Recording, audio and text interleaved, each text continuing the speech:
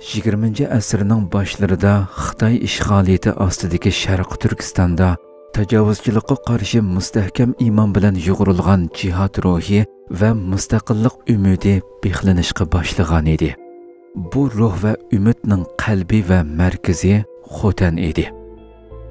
1901-yili Xotanda tug'ilgan Muhammad Amin Bug'ra bir rahbar bo'lib qolmay, bir ulamo, bir mujohid va eng muhimi haqiqiy Sharq Turkistonlik bir jangchi va e'tiqodli bir siyosiyon edi. Muhammad Amin Bug'ra yosh vaqtida Qur'oni Karim va hadis ilmi bilan yetishgan bir talib bo'lib qolmay, atrofidagi talibul ilmlarga dars beradigan ustoz va murshid edi. U diniy ilmlar bilan xalqni bir yerga jam qilgan, iymon bilan jihodni bir gavda deb qaragan, musulmon xalqining hurligi va vatanining istiqlolini iymonning va jihodning mevasi deb o'ylaydigan samimiy qalbli kishi edi. U hayotida dindorlik bilan yashashni emas, balki millatiningmi o'z vatanida islomiy hayot ichida hur yashashini prinsip qilgan shaxs edi.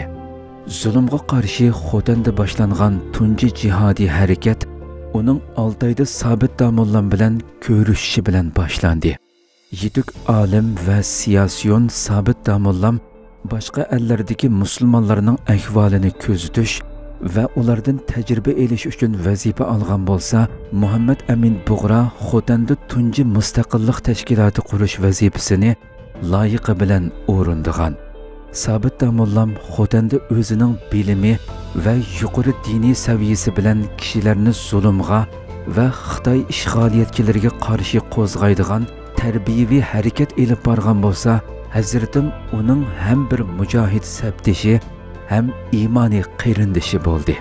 Ularning orasidagi rishta odatdagi siyosiy ittifoq bo'lmasdan, balki iymon va e'tiqodni asos qilgan bir qarindoshlik, sabtashlik edi. 1932-yili Xotanda markaz qilgan jihad boshda Xotanda bir amirlik bo'lib o'tirg'a chiqdi va Sharq Turkiston xalqiga umid beg'ishlab qolmasdan bir ulug' nishonga yetdi. U bo'lsa-mu 1933-yili Sharq Turkiston Islom Jumhuriyatining qurilishi edi. Bu faqat bir siyosiy g'alaba bo'lib qolmasdan, islomning adolati bilan yo'g'rilgan mustaqil bir tuproqning va mustaqil bir davlatning tug'ilishi edi. Muhammad Amin Bug'ra bu jumhuriyatning harbiy, siyosiy va ilmiy kurashning oldingi sepida mangan bir rahbar edi. Sharq Turkiston xalqi Muhammad Amin Bug'raga eng oliy va sharafli unvon bo'lgan Hazratim nomini berdi. Muhammad Amin Bug'ra Hazratimning tushunchisida zolimga qarshi kurash qilish bir haq-huquq talab qilish ko'rishi bo'lib qolmasdan, balki har bir musulmonning va har bir Sharq Turkistonlikning barliq imkoniyatlar bilan ado qilishi zarur bo'lgan diniy va milliy majburiyati edi. Hazratim o'z bayonlarida jihodning faqat qurol bilan emas, qalam, duo, fikr va ideya bilan davom qiladiganligini ta'kidladi.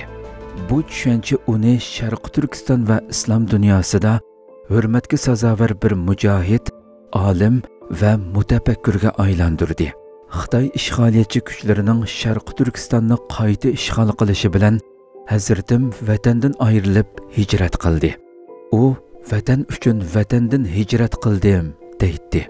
Bug'ra Hazratim hech qachon o'zining ko'rishini to'xtatmadi. Hindiston, Arabiston, Turkiya, mayli nagili bormasin, Sharq Turkiston davosini islom ummatining bir masalasi sifatida tunutib keldi. U agar bir musulmonga bir yerda zulm qilinsa, u yer har bir musulmonning vatani deydi. Muhammad Amin Bug'ra Hazratim 1965-yili bu dunyo bilan vidolashganda bir kurashni iymon bilan yo'g'rilgan mustaqillik ko'rishini miros qoldirdi. Muhammad Amin Bug'ra Hazratim bilan Sobit Damollamning iymon bilan chambarchas bog'langan do'stligi bugunmi yanada islomga beg'ishlangan ikki qalbning o'rtaq qo'zg'aloni sifatida yangramoqda.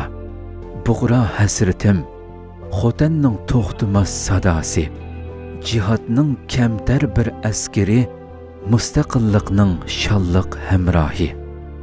Biz bugun faqat bir rahbarni, faqat uning izlarini emas, balki bir davoni xotirlaymiz.